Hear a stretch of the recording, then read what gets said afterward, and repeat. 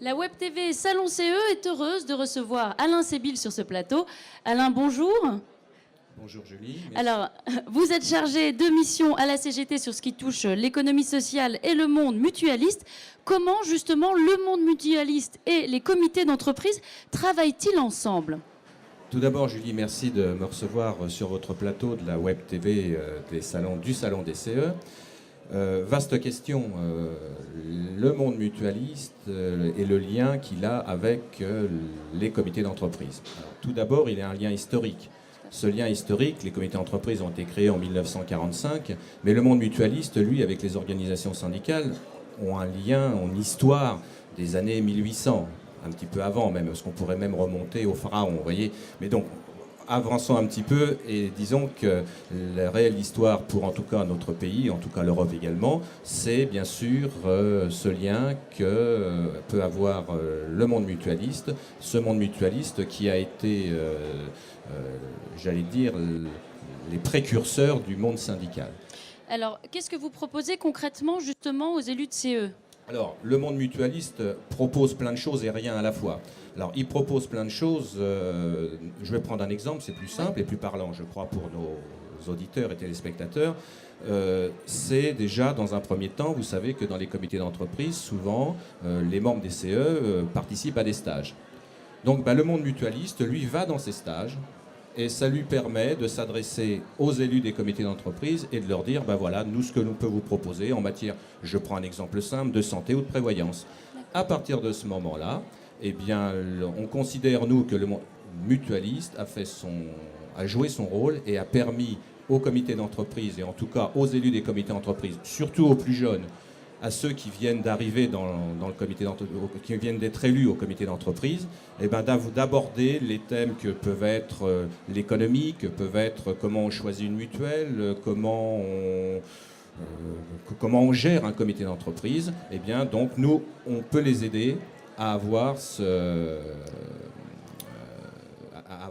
une meilleure connaissance. Voilà, d'accord. Une meilleure connaissance. Et vous proposez notamment des offres de formation justement à destination des élus de CE. Oui, alors ces offres de formation, c'est ce que je vous disais il y a quelques temps, ce sont des offres qui permettent donc à ces élus, à ces nouveaux élus, d'aborder leur mandat dans les meilleures conditions possibles. Il ne faut pas être grand clair pour savoir lorsqu'on gère un comité d'entreprise, même si c'est qu'un comité d'entreprise de 50 personnes, il faut quand même avoir une certaine capacité à pouvoir s'adapter très rapidement à ce monde qu'est le monde du travail. Souvent, ce sont toujours des salariés, bien sûr, mais souvent, ce sont des gens qui sortent de la production pour, en plus de leur travail, parce que ce n'est pas les quelques heures de délégation qui leur permettent d'avoir, d'avoir la connaissance. Hein. Donc, nous, le monde mutualiste, avec le monde syndical d'ailleurs, les organisations syndicales, c'est très lié, c'est ce que je vous disais au départ. Avec ce monde mutualiste, ça nous permet de pouvoir nous rapprocher d'eux et de les aider dans leur tâche, qui est une tâche très difficile souvent. Alors, vous pouvez également les conseiller en matière de service à la personne. Oui, alors c'est tout nouveau et à la fois il y a de l'ancienneté quand même. Tout nouveau avec les lois Borloo. Il n'a échappé à personne qu'aujourd'hui, il y a cette possibilité d'acheter ce qu'on appelle ces bons CESU, ces chèques emploi service universel, tout à fait. Et donc, les mutuelles en général et le monde mutualiste est vendeur, entre guillemets, de ce genre de services. Donc, eh bien, on conseille les comités d'entreprise, lorsqu'ils le souhaitent, bien sûr, on les conseille pour leur dire, voilà, ce qui est peut-être le mieux pour vous. En termes de chèque emploi-service, vous avez deux grands majors qui vendent ce genre de chèques. C'est les personnes qui sont issues du monde de l'économie sociale, à savoir les mutualistes, et ce qu'on appelle, nous, les groupes marchands, qui sont aussi performants d'ailleurs, il faut le savoir, et qui eux vendent aussi également du chèque service. Alors le chèque service, ça va de la garde d'enfants, ça va du jardinage ou du plombier qui vient vous ménage, dépanner, tout à fait. ou des heures de ménage. Et vous vouliez me parler tout à l'heure de la relation aidant-aidé, justement. Alors, aidant-aidé, oui, parce qu'aujourd'hui, on s'aperçoit avec... D'ailleurs, on a un grand débat sur les retraites. On est en plein dedans. On est en plein dedans. D'ailleurs, juste pour information, ce que je voudrais dire, c'est que demain...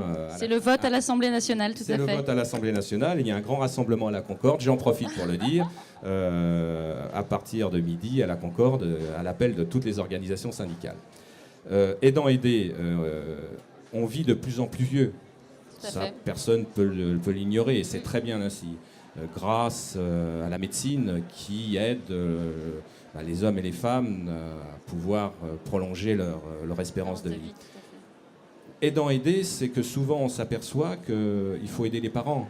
Moi, je vois, par exemple, j'ai 55 ans, j'ai une maman qui a 76 ans, qui est encore en bonne forme, mais d'ici quelques années, je sais que ça sera compliqué.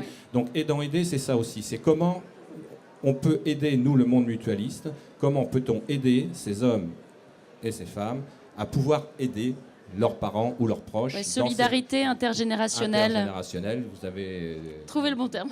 Trouvé le très très bon terme. Bon, écoutez Alain, je vous remercie. On peut vous retrouver au stand C38 toute la journée. C'est ça, c'est moi qui vous remercie Julie, et puis je vous souhaite bon courage pour la journée. Merci. Au revoir. Au revoir.